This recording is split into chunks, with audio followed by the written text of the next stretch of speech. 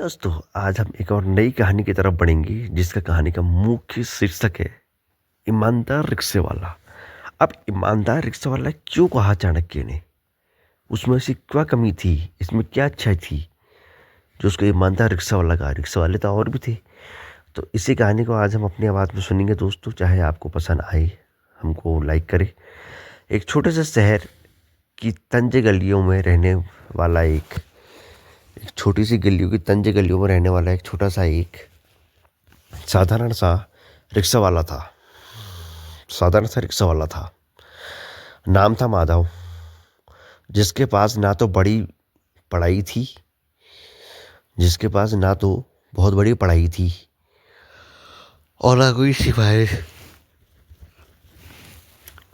सिफारिश। लेकिन उसके पास थी चाणक्य की वह सीख। लेकिन उसके पास जो थी चाणक्य की वह सीख जो कहती है कि धन से बड़ा चरित्र होता है।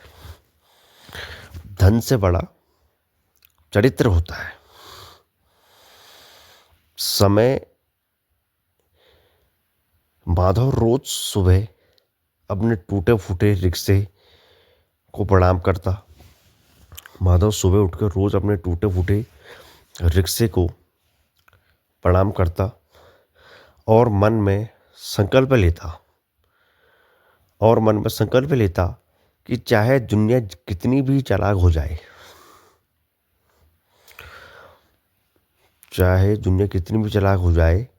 वह ईमानदारी नहीं छोड़ेगा। एक दिन एक अमीर व्यापारी उसके पास उसके रिक्शे पे बैठा। एक दिन एक बड़ा व्यक्ति उसके रिक्शे में बैठा और रास्ते में अपना बैग भूल गया। बैग में लाखों रुपए और जरूरी कागज थे। कामकाज के कागज थे। आसपास के लोग फुसफुसाने लगे कि आज तो किस्मत खुल गई। आसपास के लोग फुसफुसाने लगे कि आज तो भाई किस्मत खुल गई। लेकिन माधव को चाणक्य की वह नीति याद आई कि अगर धन से पाया गया धन अंततः विनाश ही देता है। रास्ते में पड़ा हुआ धन या किसी की मेहनत से पाया हुआ धन कमाना अंततः मुसीबत देता है। उसने पूरी रात बैग को संभाल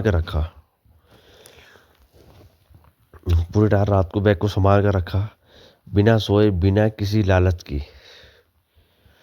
अगले दिन व्यापारी को खोजकर बैग लौटा दिया। माधव ने बैग लौटा दिया। व्यापारी ने इनाम देना चाहा, लेकिन माधव ने कहा कि ईमानदारी का मोल पैसों से नहीं लगाया जा सकता।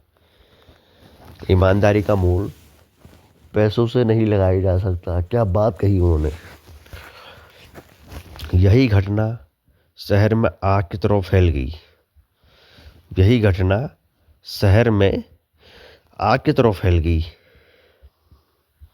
गई। कुछ लोग हंसे, कुछ ने उससे मूर्ख कहा। लेकिन समय ने करवट ली। वही व्यापारी एक बड़े प्रोजेक्ट में सरकारी सलाहकार था। उसने माधव को बुलाया और कहा कि मुझे चाणक्य जैसे लोग चाहिए जो सत्ता के पास होकर भी बिकते नहीं। उनको कोई नहीं खरीद सकता। माधव को एक छोटी सी जिम्मेदारी दी गई। उसने वहाँ भी वही नीति अपनाई। उसने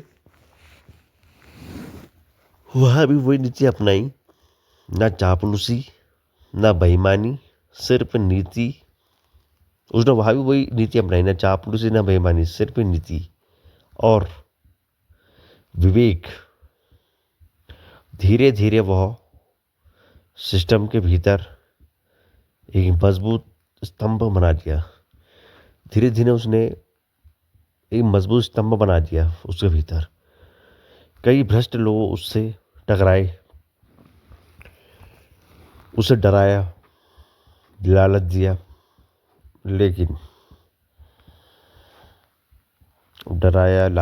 लेकिन चाणक्य को एक और सीख उसके भीतर गूंजती रही।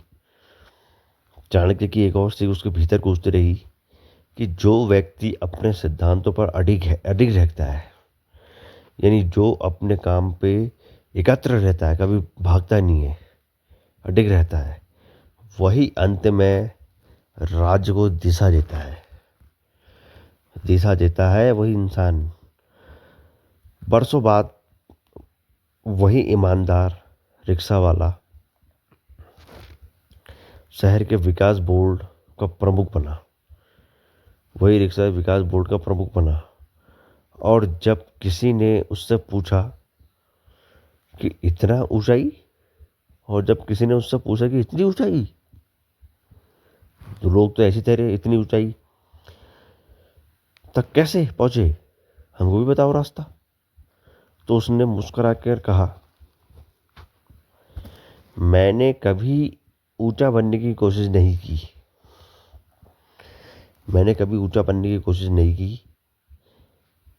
बस नीचे गिरने से खुद को बचाता रहा। मैंने कभी ऊंचा बनने की कोशिश नहीं की। क्योंकि आचार्य चाणक्य कहते हैं कि जो व्यक्ति सही समय पर सही नीति